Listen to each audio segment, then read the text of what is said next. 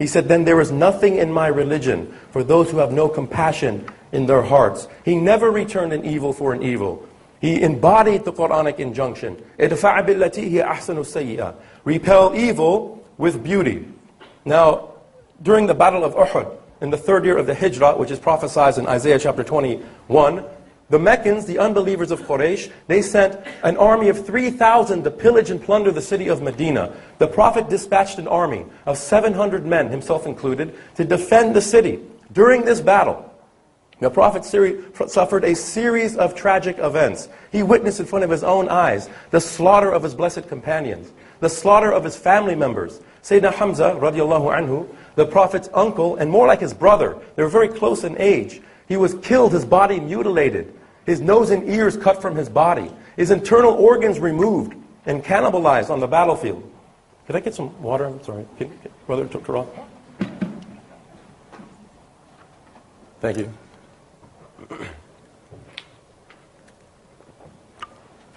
The Prophet himself suffered multiple injuries to his blessed face. Blood was pouring down the face of the Messenger of God, peace be upon him. You know what he was doing? He was trying to catch the blood with his hands like this and absorb the blood with his sleeves.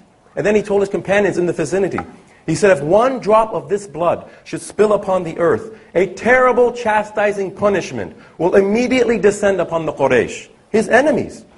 His companions said, O Messenger of God, let the blood flow and let the punishment come. He said, I was sent as a mercy, not to curse. And then they saw him a short time later with his hands raised in supplication. Did he finally curse his enemies? You know what he said? Allahumma hdi qawmi fa innahum la ya'lamun. Oh God, guide my people, for they don't know.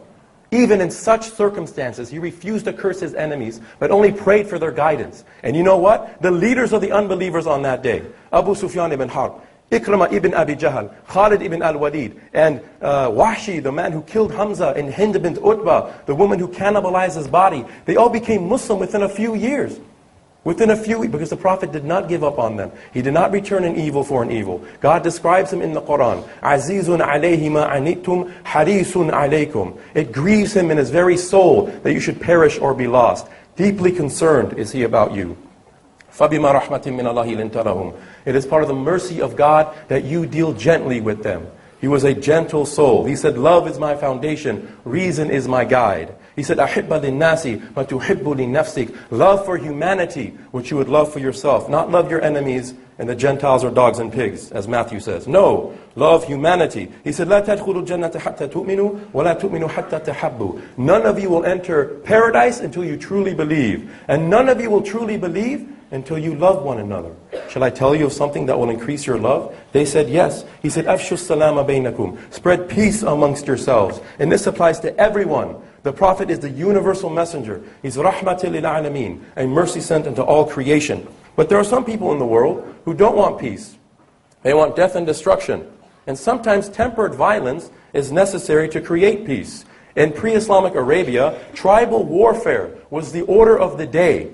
This was the harshest environment in the world. But when there is war, we have rules of engagement. According to Sharia, according to sacred law, we cannot poison wells. We cannot kill livestock. We cannot cut down green trees. We cannot harm the elderly. We cannot harm women and children. This is a mutawatir hadith, a multiply attested hadith. A hadith transmitted through multiple chains of narration. Undeniably, undoubtedly the words of the Holy Prophet Muhammad, peace be upon him. We do not harm women and children in warfare. We can't even attack people while they're sleeping. This is Islamic law. They say the Prophet was a violent man. It's just a smokescreen. It's a magic trick. Someone's trying to pull the wool over your eyes. Thomas Carlyle said, the lies, the well-meaning zeal heaped around this man Muhammad are disgraceful to ourselves only. And that was a Christian. I can make a similar statement. What if I said, you know, Jesus Christ advocated violence? You would say, what are you talking about? He's the Prince of Peace.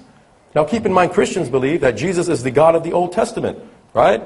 Now Jesus in the Old Testament commands the Israelites under Moses and Joshua to exterminate entire populations of men, women, children, animals, and trees. Jesus inspires Moses to stone a man simply because he picked up wood on the Sabbath. Jesus reveals in the Torah that if a man rapes an unbetrothed virgin outside the city limits, the rapist must give his victim's father 50 shekels of silver and he must marry his victim. You have to marry your rapist, and they're never allowed to get a divorce. Jesus in the New Testament calls for a sword. And when the Pharisees criticize his disciples for not washing their hands before they ate, he criticizes them for not killing their rebellious children, as the law expressly states. The penalty for filial recalcitrance is death, according to the Old and New Testaments. Jesus in Luke chapter 19, after giving us the parable of the king, he concludes by saying, "But those enemies who do not accept me as their king, bring them hither and slay them before me." Right? And then he leads an armed siege of the Temple of Solomon. You see, everything I just said is true. But it doesn't make my premise true, that Jesus was violent, because he wasn't. It's just a smokescreen. Right? It's rhetoric at its finest. I can do the same thing, but I'm not a spin doctor. See, the prophet ordered executions. Yes, so did our current president when he was the governor of Texas. So does Arnold the Governor. So did Moses. So did David. Right?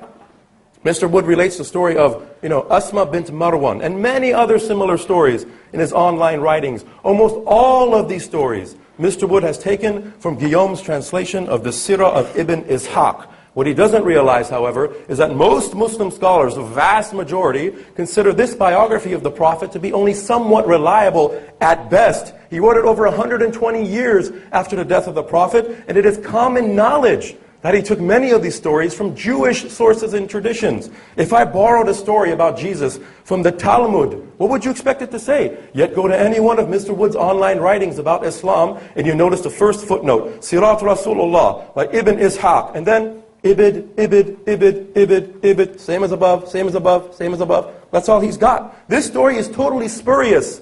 It's apocryphal. Where is it in the Muwatta or Kitab al-Athar? Books written by eminent scholars of hadith that predate Ibn Ishaq. You see, Ibn Ishaq is a biographer. He's a reporter. He's not a muhaddith. He's not a scholar of hadith. He's not verifying authenticity or chains of transmission. He's relating as much material as possible. There's no sanad for this story. There's no chain of transmission. It's apocryphal. If I said that Jesus was violent as a child because he killed his schoolmates and one of his teachers, you would say, "What are you talking about, you stupid Muslim?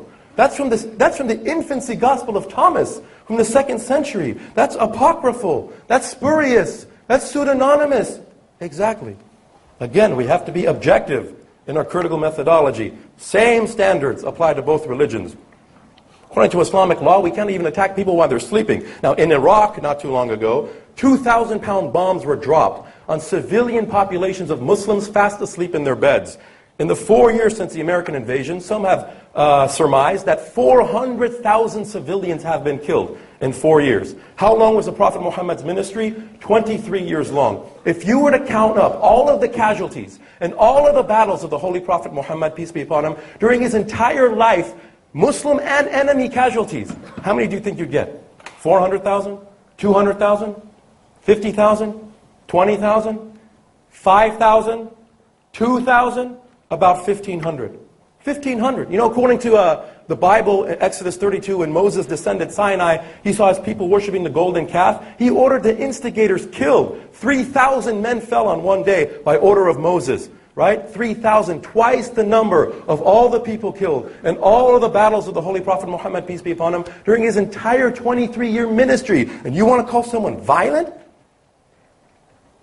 At the conquest of Mecca, when the Prophet entered the holy city with 10,000 companions, the people of Mecca knew that he was well within his rights to punish all of them. These are the same people who had killed and tortured his family members and companions for over 20 years. But when he came into the city, he had his head down like this, in humility before God, like a servant. Not like these kings who bang on their drums, standing on their saddles with women orbiting around them. His head was down like this. They say his beard was touching the back of his riding beast. And then he came into the city and he said, "Today is a day of mercy, the exaltation of the Quraysh."